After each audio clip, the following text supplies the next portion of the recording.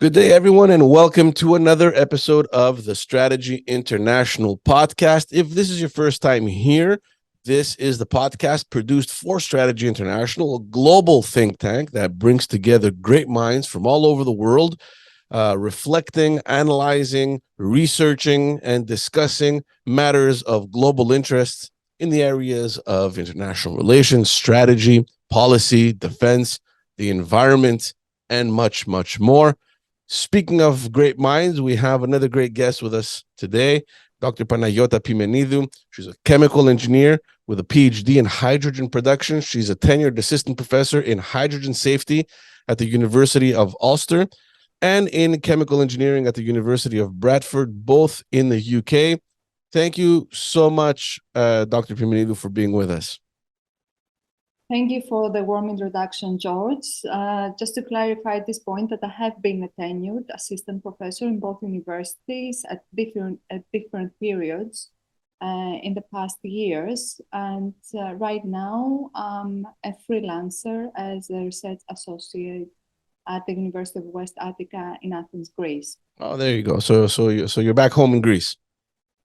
Yes, I'm back home to Greece, and I'm open to anything that is going to inspire me and that is going to be challenging and move forward things in the field. Perfect. Sounds amazing. Just before we get started, I want to remind everyone that they can visit www.strategyinternational.org to find out more information about Strategy International and all the beautiful work that is being done over there. I want to start this off right away because you obviously have an experience in hydrogen production, and I want to bring you a little bit closer to where I'm from here in Montreal, Quebec. Obviously, Quebec being recognized as, this global leader and an expert in hydroelectricity. Of course, it's also one of our biggest exports over here. In the last 2 to 3 years, there's been this big debate here in Quebec on whether or not the government should continue investing in building these huge hydroelectric plants, or to kind of pivot entirely and start investing in green hydrogen. So that's pretty much been the discourse the last couple of years over here. For the people that don't have PhDs in hydrogen, can you explain, what is this green hydrogen? How is it produced? Why is it supposed to be better? How can it be used? Tell us a little bit about it.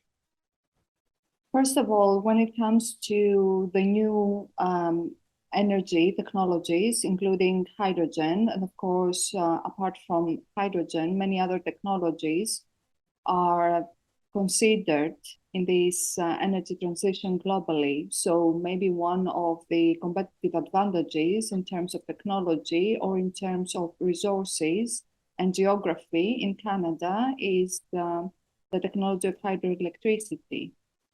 So we see that in different regions around the globe that governments and organizations weigh the benefits of various technologies that is going to provide them with energy dependence. One way and one of the technologies that could provide such independence to any country or any region globally is hydrogen. Water electrolysis, which is the most well-known process to produce green hydrogen, is a process we already know since the early 20th century.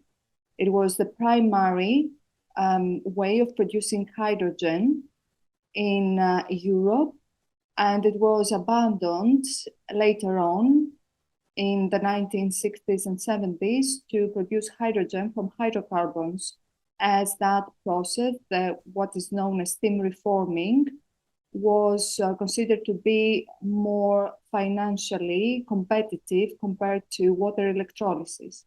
Since then, engineers and scientists across the globe have gone through significant improvements for the water electrolysis process. So we are here now, almost 100 years later on, when we had the first plants of water electrolysis in Europe, to discuss again about water electrolysis. Why we consider green hydrogen production through water electrolysis? Simply because we talk about using a raw material such as water, which is a sustainable source. At least this is what we know. We consider that 2/3 of our globe is made by water, even though we miss that most of it is sourced in the ocean. So we have to remove salt.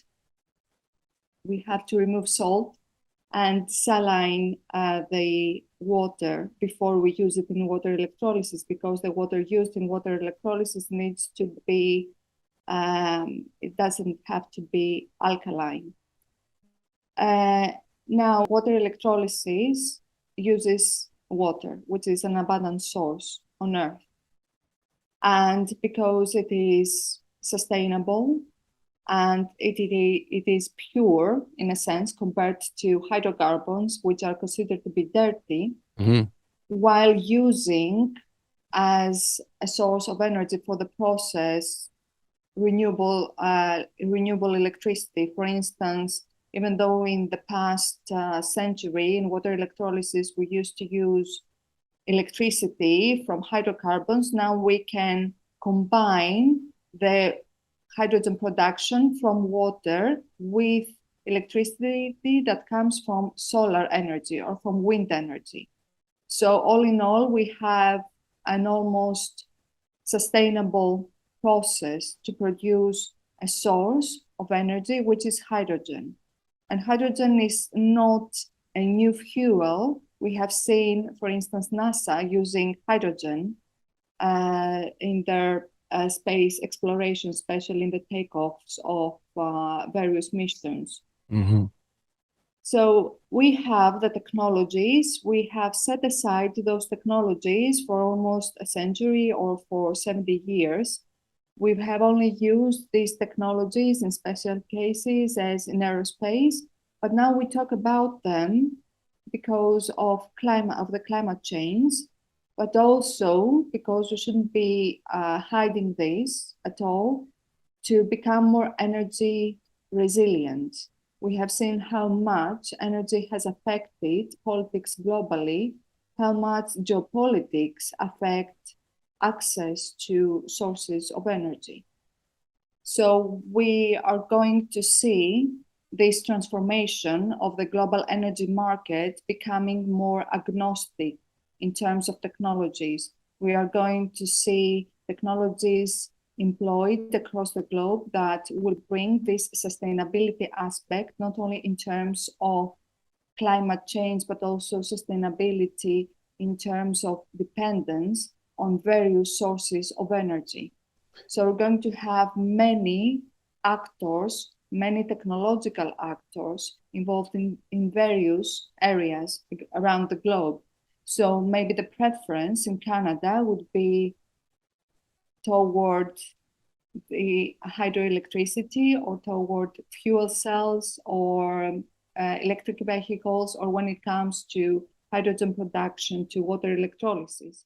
Yeah, see, here the political debate, at least, was that in order to even remotely start thinking of producing hydrogen, it would require immense amount of power in order to allow for this water electrolysis, to the point where we in any case we need more hydroelectricity in order to eventually produce green hydrogen. So I think the debate was stuck around there, and this is the next question I wanted to get to you. I mean, in the current market, whether regional or global, is the cost of production worth it?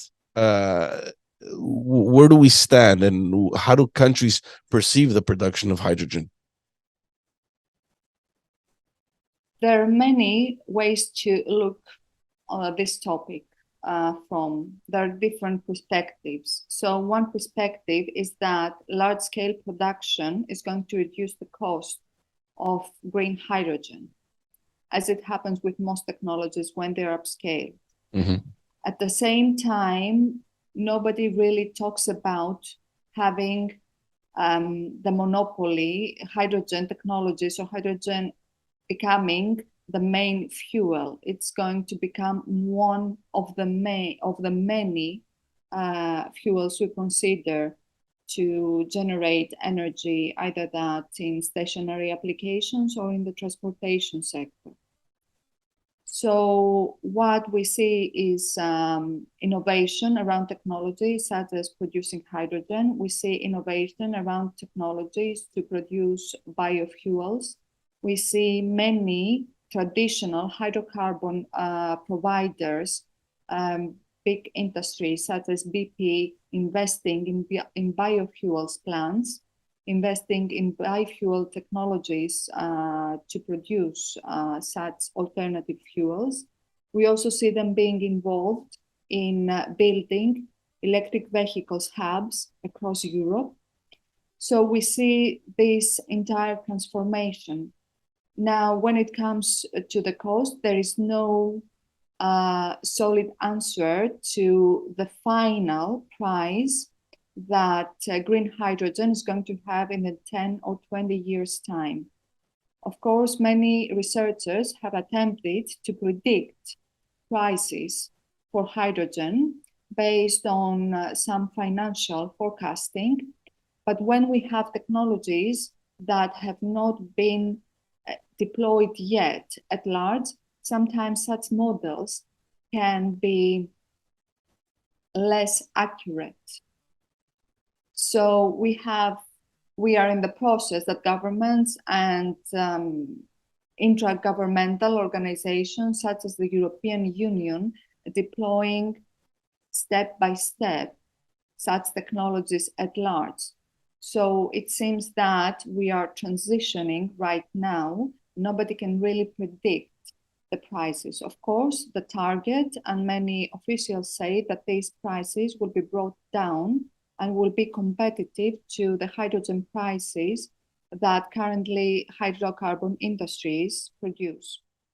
There's definitely a trend, and you mentioned the electric vehicles, and I was wondering, how can this hydrogen, how can these renewables be applied to transportation?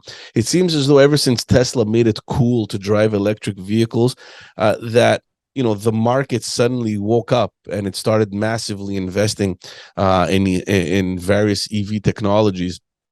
How do you see hydrogen implemented in the world of transportation?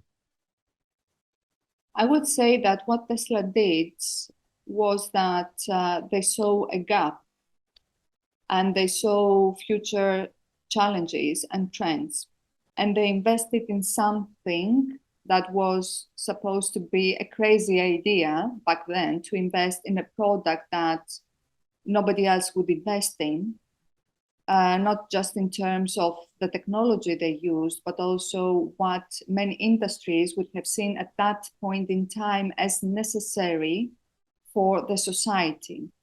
So when we have such pioneers or such industries that want to play a pioneering role, then the gains will be multiple for them in the future, in the short and long distance future. And this is the importance of for the industries to invest in new technologies, to closely follow the innovation in research and in technology, and identify before others do what new markets can be imminent for their benefit and for their financial expansion.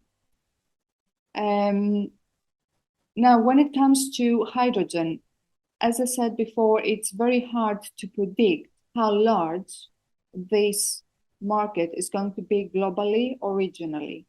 Of course, one can predict as a business in what country or in what continent to invest in, depending on the support they're going to have. We see that in Europe, The European Union mostly invests in passenger vehicles, in transforming the passenger vehicles market.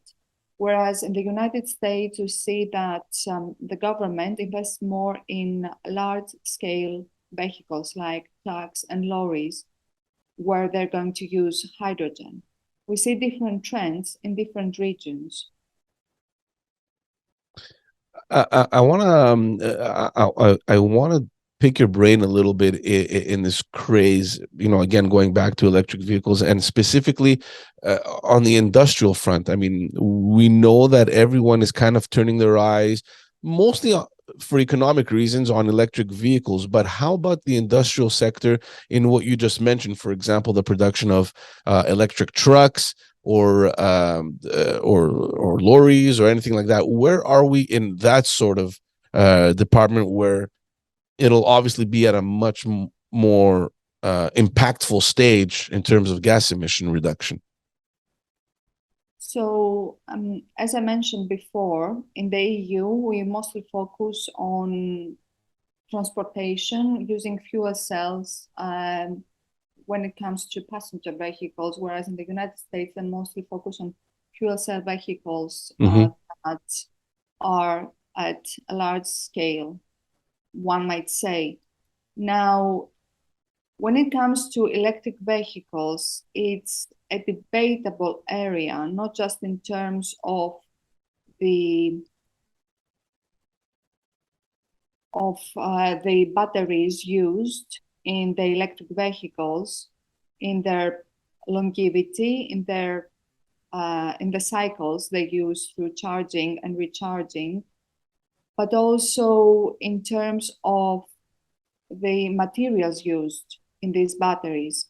For instance, in the European Union and the United States, the awareness that China controls lithium, the main material for electric vehicles, transforms both their use and the US energy sector process toward the future, especially since in transportation, the strategic vision, also their research in these two continents, recognize that innovation is paramount to transform their energy dependence. So we see that the European Union and the US being aware of the dependence of electric vehicles on the materials for the batteries of such vehicles, they have considered other avenues, which include the fuel cell cars. So they cannot solely depend on a material that is controlled by one country, Right. by one country such as China, that in a sense might play geopolitical games around the sourcing and the worldwide distribution and supply chain of such a material. So this is why we see geopolitics playing a key role in the choice of transportation technologies available. I want to talk to you a little bit about gas emissions. How serious is the situation that we're in? It feels like the issue, from social aspect and even from a political aspect, has become very polarizing. You have on one end, the environmentalists that are calling this quite possibly the biggest ever threat, and on the other side, you have people downplaying this phenomenon, accusing the others of being alarmists. Where are we? How serious is the situation in terms of the gas emissions globally? Well, we have to consider that the world population is currently at 8 billion, and we have a steady increase of the population growth. So the challenge is not only around the gas emissions, as many countries are developing radically, which means that their standards of living are improved, having access to vehicles, or consider as part of their quality of life to have their own vehicle. Accessing the source of fuels to secure their transportation needs and the transportation technologies associated with various fuels is also important. So on one hand, the UN Sustainable Development Goals underline climate change. At the same hand, they also focus on the accessibility to energy, to water, and to food. And why can the water and food become relevant to the energy? So we have to keep in mind that when we access fuels, or when we seek to access fuels to support global needs, we have to minimize emissions. At the same time, we have to consider that we do not want to increase unnecessary deaths, to increase the cost to healthcare systems, especially where such healthcare systems remain public and open to access to the taxpayers. We see that various aspects that can be linked to the transportation sector become dominant drivers in the transition toward new technologies and new carriers of energy as fuels.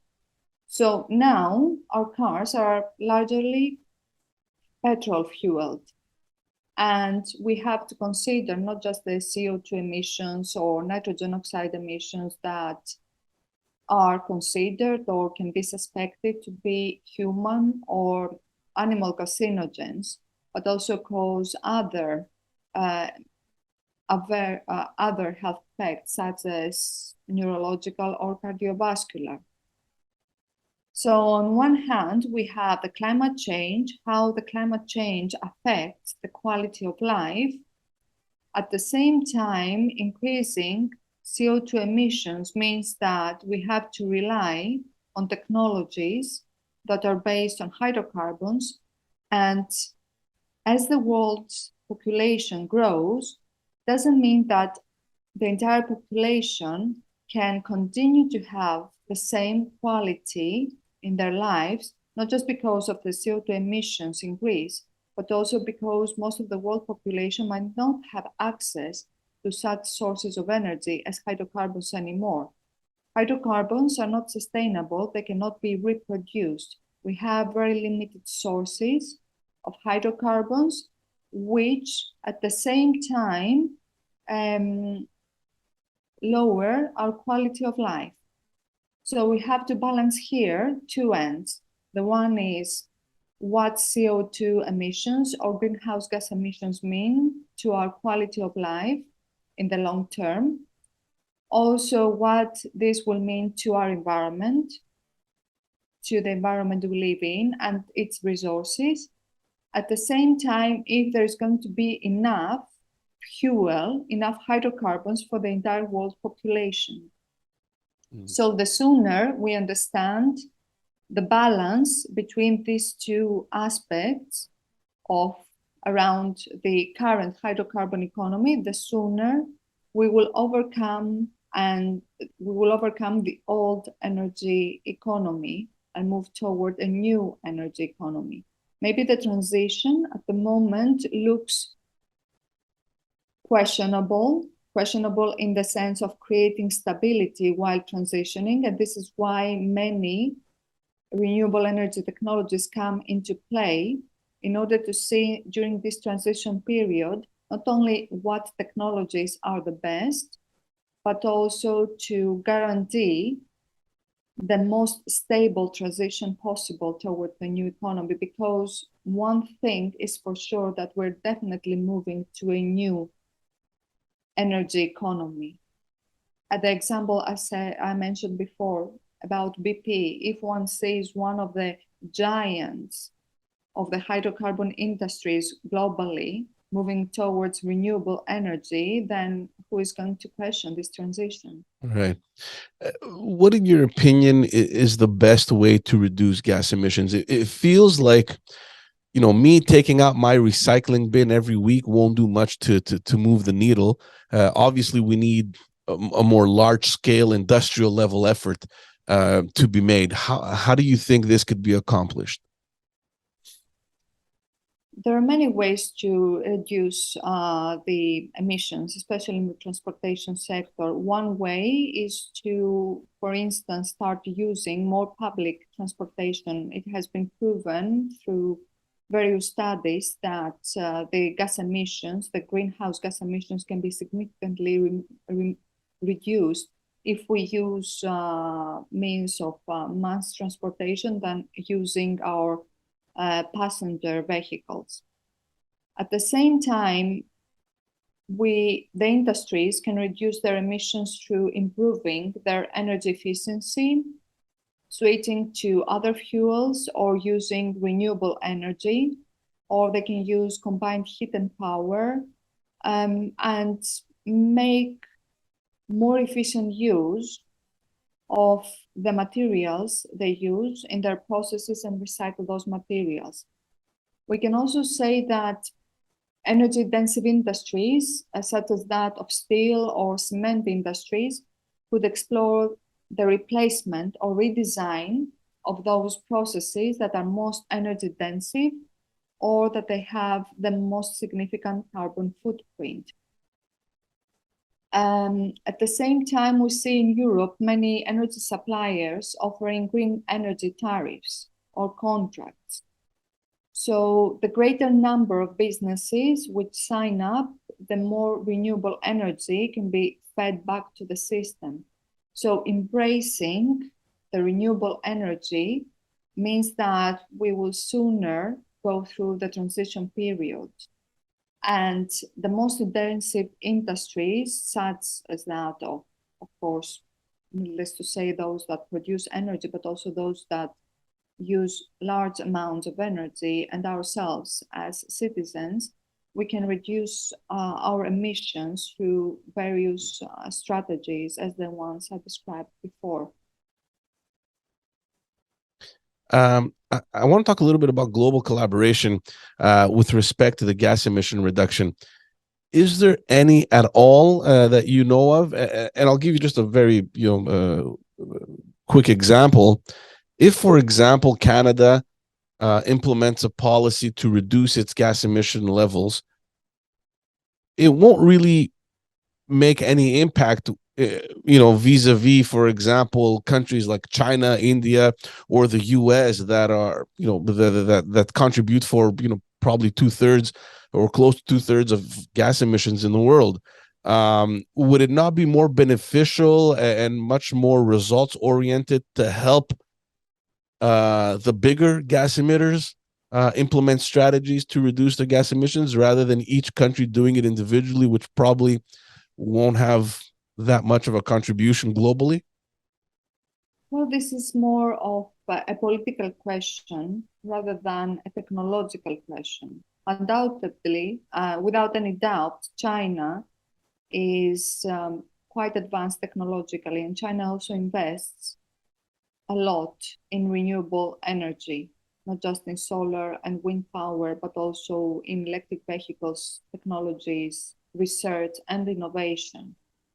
But one has to see to such countries' dependence, especially their industry's dependence on conventional energy, on electricity, or on coal, or on gas, or on oil.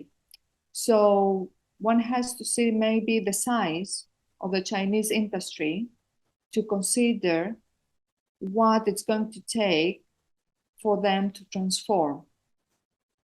So definitely it's a national matter. I'm not quite sure how the international community could help the quicker transition of the Chinese industry toward a renewable one, to become more dependent on renewable energy rather than on hydrocarbons energy.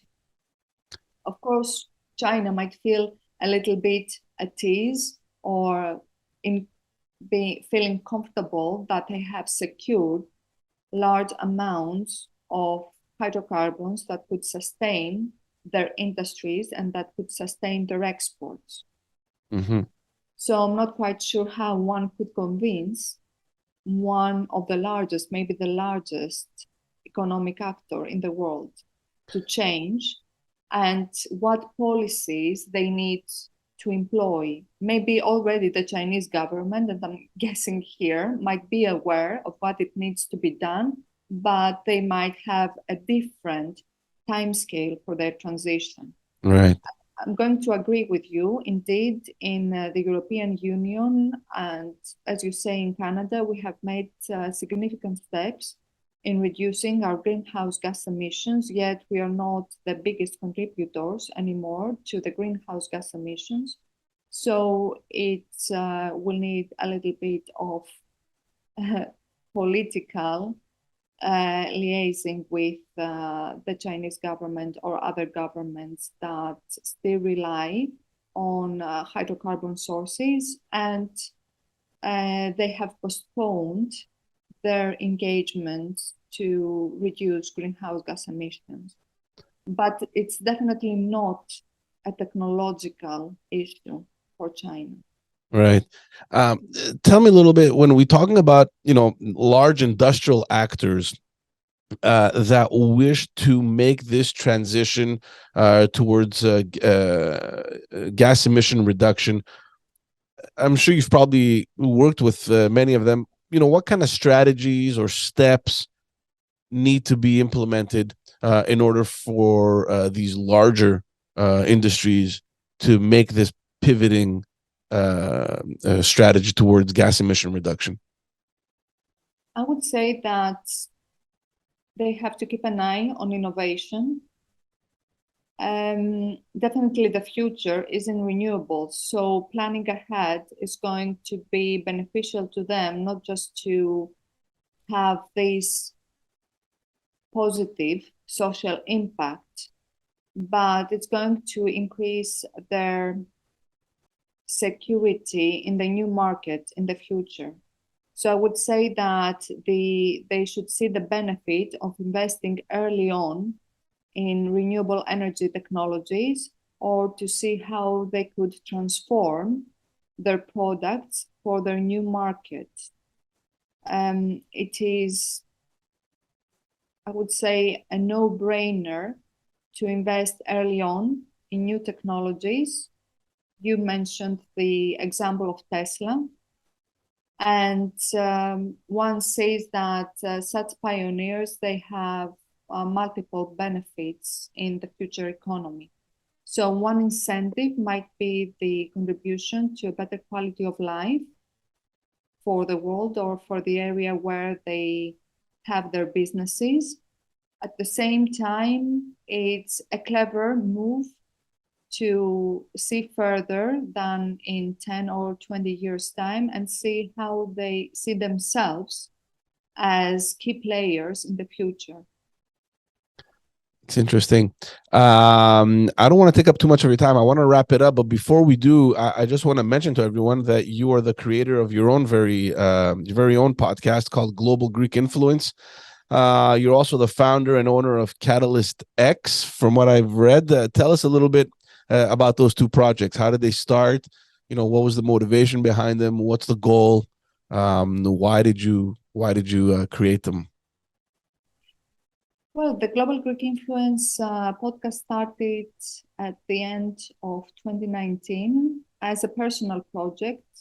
It was not, and it's not related to any business. I really wanted to communicate with Greeks around the globe who had a positive impact in their area of expertise, from engineering, science, research, the business, politics, and so on. It was as if I wanted to bring together all these different experts and see, even at a personal level, how one can transform an area of their expertise based on who they are.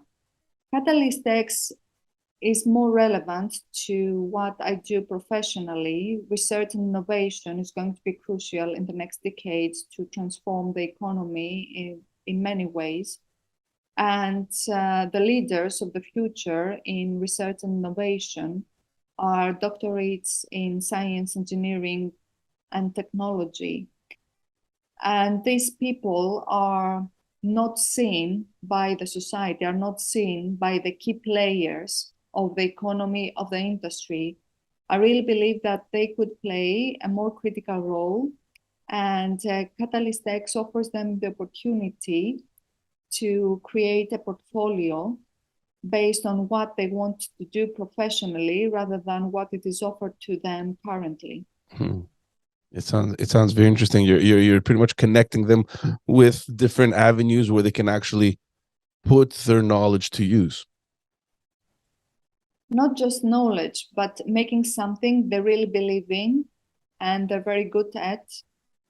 For instance, if you go to work for any industry, for any business, they're going to build around your talents based on their strategical vision. What Catalyst X offers is these doctorates in science, engineering, and technology to build their own strategic vision and to offer it to a potential business or a potential industry where they're going to work. So it's working reversely. Instead of focusing on an image of an organization, we focus on the vision of an individual and what this individual offers. Fantastic. Before we end, you want to tell everyone where they can reach you? Is there a website? Is there any social media that you're active on? I'm mostly active on LinkedIn, so they can find me by name, but they can also visit the catalystx.com website if they want to find more information on how I help doctorates in STEM, either candidates or those who have been awarded a PhD. Fantastic. And we'll be sure to put that in the description as well. Doctor, thank you so much for taking the time and sharing your knowledge with our listeners and our viewers. Really much appreciated. Thank you very much, George. It was a great pleasure to speak to you and to the Strategy International podcast. Thanks again to everyone listening. Once again, reminding you to visit strategyinternational.org for any information. You can follow us on all social media platforms and audio platforms. And we'll see you all in the next episode. Take care.